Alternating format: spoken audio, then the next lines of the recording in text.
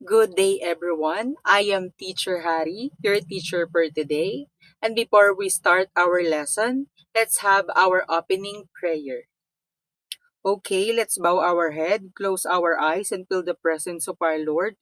In the name of the Father, and of the Son, and of the Holy Spirit. Amen. Our Father, who art in heaven, hallowed be thy name. Thy kingdom come, thy will be done on earth as it is in heaven. Give us this day our daily bread, and forgive us our trespasses, as we forgive those who trespass against us. Lead us not into temptation, but deliver us from evil. Amen. In the name of the Father, the Son, the Holy Spirit. Amen. Okay, before we start our lesson, let's check your attendance first. Just say present if you are here. Aliyah, very good. Andrea, very good. Paris, very good. We are all complete today. Before we start our lesson proper, let's have our first activity. Our first activity is titled Arrange Me. All you have to do is arrange the scramble words in according to the picture beside it. Do you understand? Very good. For our first picture, can you arrange? Yes, Aliyah? It is a wind. Okay, tignan natin kung ito ba ay wind. Okay, tama si Aliyah. Ito ay wind. Sabihin nga natin, wind. Very good. Okay, our second picture tells what? Yes, Andrea? Storm surge. Okay, tingnan natin kung yan nga ay storm surge. Ayan, tama si Andrea. Ang second picture ay nagpapakita ng storm surge. Sabihin nga natin, storm surge. Very good. Etong last na picture, ano kayang pinapakita niya? Sige, Irish. Yan ba ay typhoon? Tignan nga natin kung tama si Irish. Ayan, very good. Tama. Ang third picture ay nagpapakita ng typhoon. Ulitin nga natin, sabay-sabay, sabihin natin, typhoon. Very good. Ayan, ang lesson natin ngayon ay may kinalaman sa weather disturbances. Ulitin nga natin, weather disturbances. Okay, very good. Ayan, tignan muna natin ang ating pangalawang activity. Ang ating pangalawang activity ay pinamagatang windy or thunder. Sasabihin lang natin kung windy when the picture represents windy weather. At sabihin naman natin thunder when the picture represents rain, typhoon, or cyclone. Naiintindihan po ba? Okay. Yan, ang ating first picture. Ano kayang ipinapakita niya? Windy or thunder? Okay, sige, Matt. Windy ba ang pinapakita niyan? Tignan nga natin. Tama si Matt. Ang unang picture ay nagpapakita ng windy weather. Very good. Ayan, ito kayang pangalawang picture. Ano kayang ipinapakita niya? Windy or thunder? Okay, sige, Neil. Yan ba ay thunder? Tignan nga natin kung tama si Neil. Okay, tama nga si Neil. Ang pangalawang picture ay nagpapakita ng thunder weather. Very good. Eto kaya, ano kaya ang ipinapakita niya? Thunder ba o windy? Okay, sige, ikaw ulit, Aliyah. Okay, tignan nga natin kung thunder. Tama ulit si Aliyah. Yung pangatlong picture, nagpapakita siya ng thunder weather. Etong last na picture kaya, ano kayang ipinapakita niya? Windy weather o thunder weather? Okay, sige, El Queen. Okay, tignan nga natin kung windy weather ang pinapakita ng pang-apat na picture. Okay, tama si El Queen. Yung pang-apat na picture ay nagpapakita ng windy weather, 'di ba? Mahangin na panahon. Ayan, may tanong si teacher. Alam nyo ba yung bagyo o yung typhoon? Very good. Have you experienced a typhoon? Nakaranas na ba tayo ng typhoon?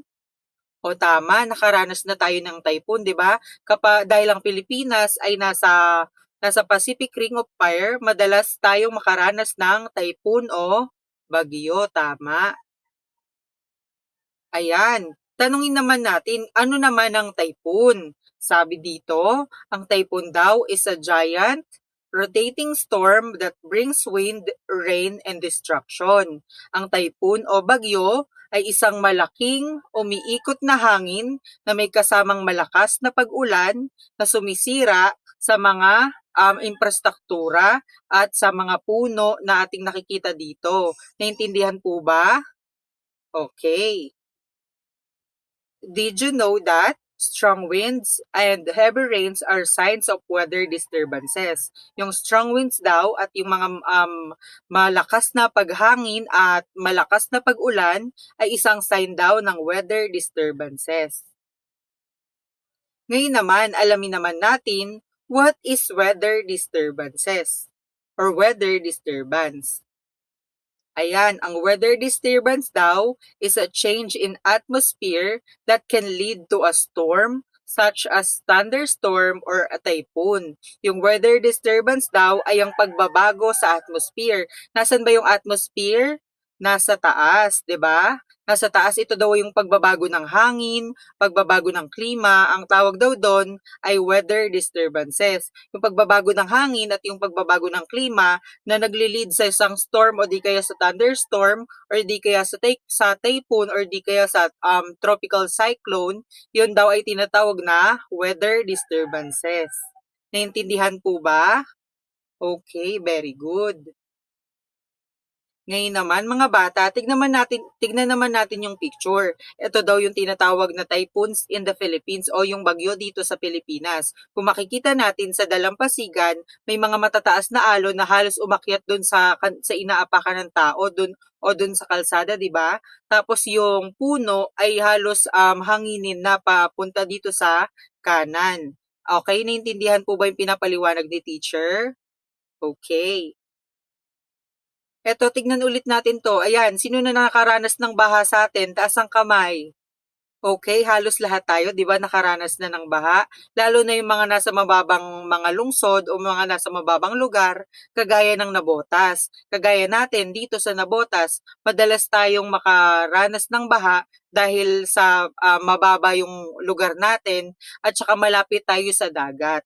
Naintindihan ba mga bata? Okay, very good. Ayan, ano kayang nakikita natin? Ayan, tama yung nakikita natin. Nakikita natin na mayroong malakas na hangin, bunsod ng bagyo o storm na tinatawag. Naintindihan ba? Okay.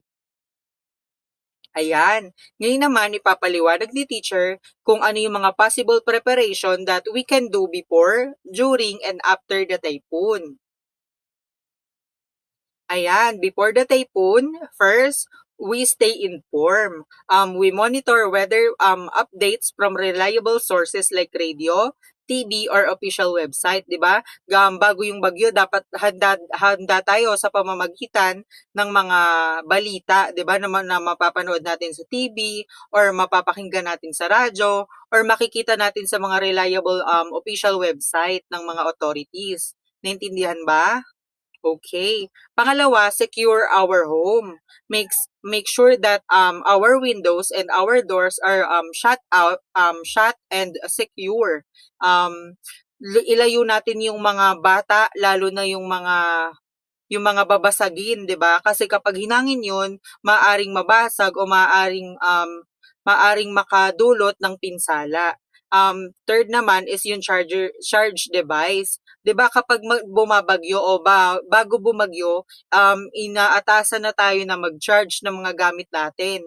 Tapos yung mga i-charge na yung mga flashlight, i-charge na yung mga cellphone, yung mga electronic devices para kapag nawalan man ng kuryente habang bumabagyo at pagkatapos bumagyo, meron tayong ginagamit na pang-ilaw, pang-ilaw or meron tayong ginagamit na pang-update para maalaman natin kung ano na yung update dun sa bagyo. Naintindihan ba? Okay, very good. Ngayon naman, during the typhoon, During the typhoon daw, we must stay indoors. Do not go outside, even if the weather appears to calm down, as if the eye of the storm may be passing through. At saka listen to update pa rin, 'di ba? Kailangan pa rin nating makinig sa mga updates, sa mga weather updates. Dapat i-continue natin yung pagmo-monitor sa mga news para sa mga official instruction kung kailangan na ba nating mag-evacuate or kailangan pa natin magstay dahil safe pa dun sa ating kinalalagyan. Naintindihan ba mga bata? Okay, very good. Ngayon naman ang after the typhoon. After the typhoon, we must stay safe pa rin. Before leaving our shelter, check for hazards like fallen power lines, yung mga kable ng kuryente, yung mga debris, yung mga bubong na lumilipad, 'di ba? Or yung mga unstable structure dulot ng bagyo o yung malakas na hangin, 'di ba? Tapos clean up safely. When you begin cleaning up, wear protective gear such as gloves, boots, and face mask to avoid injuries and infections. Kasi 'di ba pagkatapos ng bagyo, madalas bumabaha, nagkakaroon ng contaminated water at pagka umuho yun, nagkakaroon ng maraming putik na nagiging sanhi ng infections, 'di ba? Maaari tayong magkaroon ng leptospirosis. Naintindihan po ba? Okay. Ayan, ngayon papakita naman ni teacher yung rainfall warning, yung yellow rainfall warning, yung orange warning, or at saka yung red warning. Yung yellow warning, ang pinapakita dito na posible na yung magbaha, 'di ba? Kaya dapat naka-monitor tayo. Tapos sa orange warning naman, meron ng baha. Kailangan alerto na tayo. Alerto na tayo kung tataas ba siya, kung kailangan ba natin magstay, or kailangan na natin mag-evacuate. Yung red warning naman, mataas na yung baha. Ibig sabihin, serious flooding na yung expected na dadating sa atin, 'di ba? Mataas na yung baha, maaaring lagpas tao na, maaaring hanggang leeg, maaari nang makapaminsala ng buhay. Ang response dito ay evacuation. Madalas nagpapadala yung LGU sa mga nasa tabing dagat kapag rainfall warning na, ay kapag red rainfall warning na. Kasi nga nakakapaminsala na siya at nakakakitil na siya ng buhay. Naintindihan po ba? Okay. Okay, let's have our activity for today. Okay, kumuha lang kayo ng 1/4 sheet of paper at saka ng ballpen at papasagutan sa inyo ni teacher yung susunod na slide. Okay? Okay, very good. Ayan, our activity for today is titled True or False. Ilalagay lang natin kung true, kung tama yung sinasaad ng mga pangungusap. Ilalagay naman natin false kung mali yung sinasaad ng bawat pangungusap. Naintindihan ba mga bata? Okay, bibigyan lang kayo ni teacher ng 5 minutes para sagutan yung mga pangungusap na bibigay ni teacher.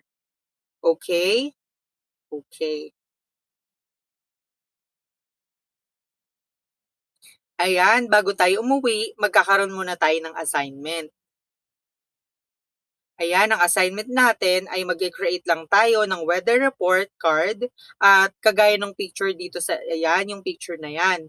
At ipipill out natin by observing the weather in at least 1 week.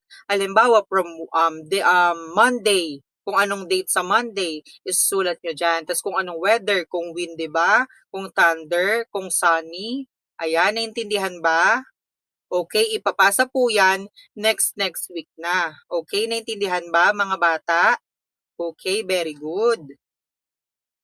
Dahil dyan, dito na nagtatapos ang ating lesson for today. Thank you so much for listening. See you tomorrow and goodbye.